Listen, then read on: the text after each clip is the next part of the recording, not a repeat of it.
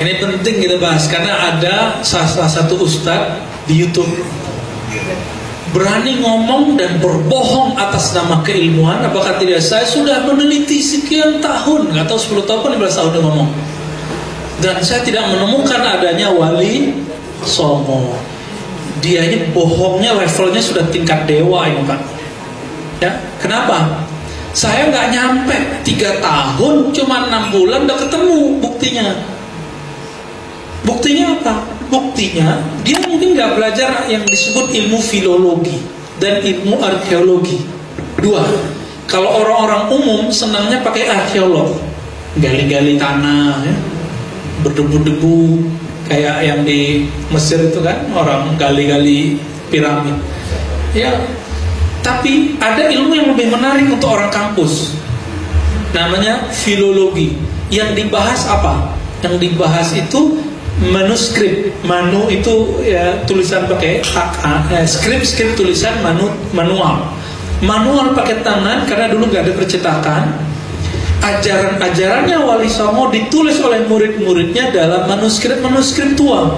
Ada yang berbahasa Arab, ada yang berbahasa Arab Pegon, tulisan Arab Pegon, ada yang pakai Hana Caraka, ada semua.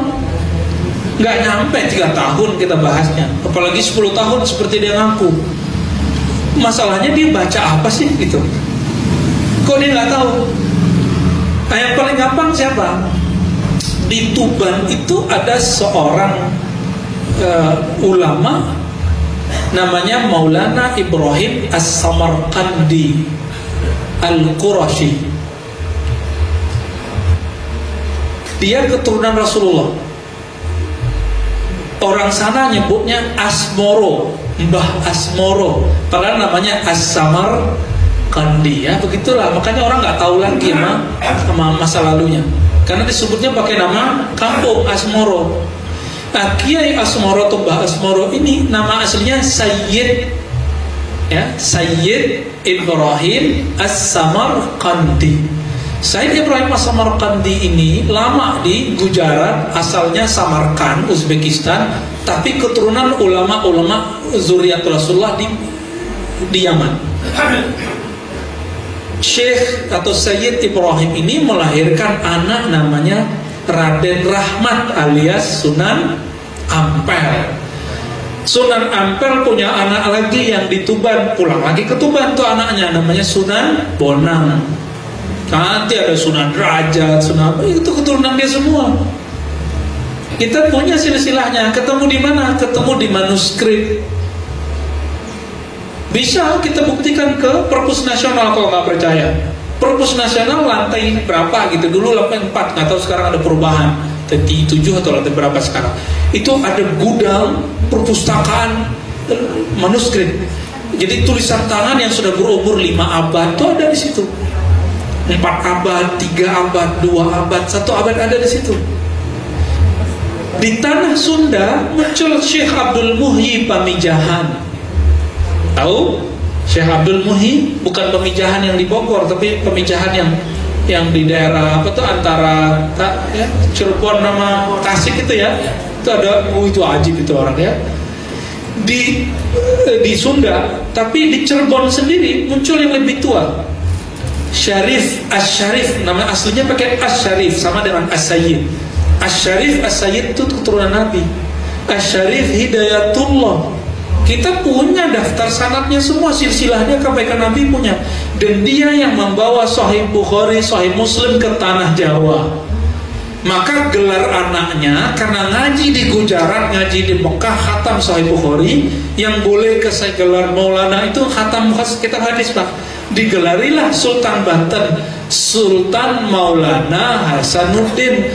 Jadi Maulana itu bukan nama, itu gelar ulamanya sebagai ahli hadis, bukan ahli hadas. Ahli hadas itu ya, ini jelas, ini ahli hadis, pembawa Sahih Bukhari. Ternyata di Aceh sebelumnya atau bersamaan sudah muncul Syekh Nuruddin Ar-Raniri dari Raner, tapi ibunya orang Melayu, konon begitu ya.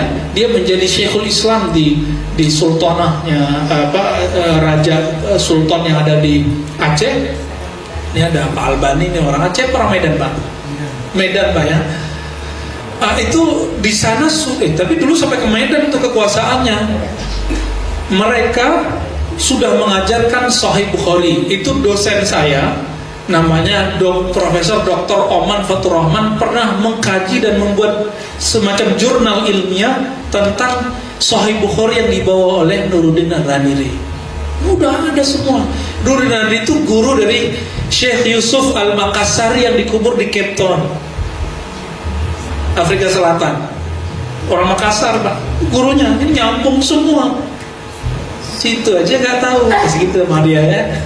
Orangnya nggak tahu, dibilang nggak ada. Beda loh ya, nggak tahu itu mah nggak ada.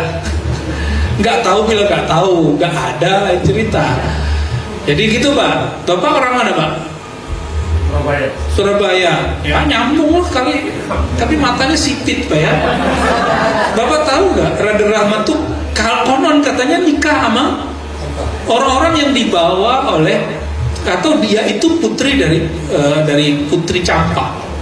Karena Syekh Sayyid Ibrahim itu menikah dengan Putri Campak di Kamboja. Saya ketemu di Marseille, Prancis Selatan. Itu orang Kamboja, bisa ngomong Melayu, tapi Melayunya udah Melayu tahun berapa gitu ya.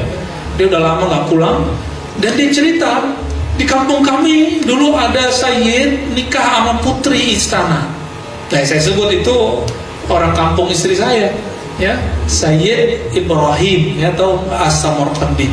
Nah, ini keturunannya ini nih, matanya sipit langsung ya. Jadi jangan rasis Pak ya.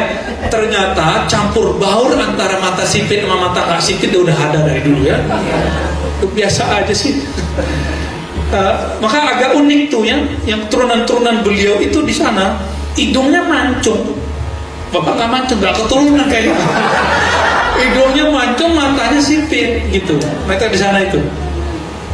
Nah ini beda dengan generasi Arab-Arab yang kauman-kauman yang belakangan. Itu beda. Udah beda marga, udah beda fam ya, udah beda semua. Karena generasi baru itu. Yang ini generasi tua, udah jauh sebelumnya. Jadi Wali Songo itu benar-benar ada, real, bukan sejarah palsu, apalagi hoax. Gak usah lah, nggak tahu katakan tidak ada. Jadi kalau Bapak nggak tahu, oh maaf saya belum tahu. Nggak susah tuh ngomong begitu. Itu yang saya tahu, yang saya nggak tahu lebih banyak lagi Pak. Ya sama. Kita ada sedikit berarti kan tadi itu berarti dari Mbah Asmoro yang dari Samarkand itu, betul ya. Berarti dari situ, dari 9 wali itu tidak sejaman berarti ya? Ada sezaman dan enggak. Tapi mereka berdekatan semua. Jadi cuma beda 2-3 generasi. Jadi nyambung. Asmoro punya anak kan, beda generasi kan? Generasi ayah sama generasi anak. Ada yang bukan dari Asmoro juga? Ada, itu yang dari Banten. Banten yang Cirebon itu jalurnya beda. Tapi nanti ketemu di jetnya, kakek-kakeknya ketemu. Jumadil Kubro, ketemu di atas nanti. Ketemu semua Pak nanti, keturunannya Nabi Muhammad SAW, keturunan Hasan atau keturunan Husain. Dan Nabi sudah kasih kabar, kullu nasabin in qata'a illa nasabi, setiap nasab terputus kecuali nasabku. Dan inilah mukjizat Nabi, para habaib itu masih ada. Jadi para habaib itu kebanyakan ahli sunnah, bukan ahli bid'ah. Ya, kebanyakan ahli sunnah. Mereka itulah yang ngajarin sifat 20 ke negeri ini dulu ya. Mereka yang ngajarin Pak. Kalau Syekh Abdul Muhyi Pemijahan itu ngajinya langsung ke pengarang itu loh, Fathul Mu'in. Tahu nggak? Al-Malibari. Langsung ngaji ke situ. Oke, ada lagi? Ini udah kayak kuliah 3 semester ini Pak. Ini kalau bukan di Taman Puri saya nggak mau ngomong begini nih. Takut kabur jamaahnya. Dulu pernah Pak, habis ngomong 3 menit langsung pada satu-satu keluar. Saya ngomongin ikhtilaf mazhab, perbedaan mazhab. Pada puyeng, garu-garu kepala lalu mundur 1-2. Akhirnya kita ganti topik.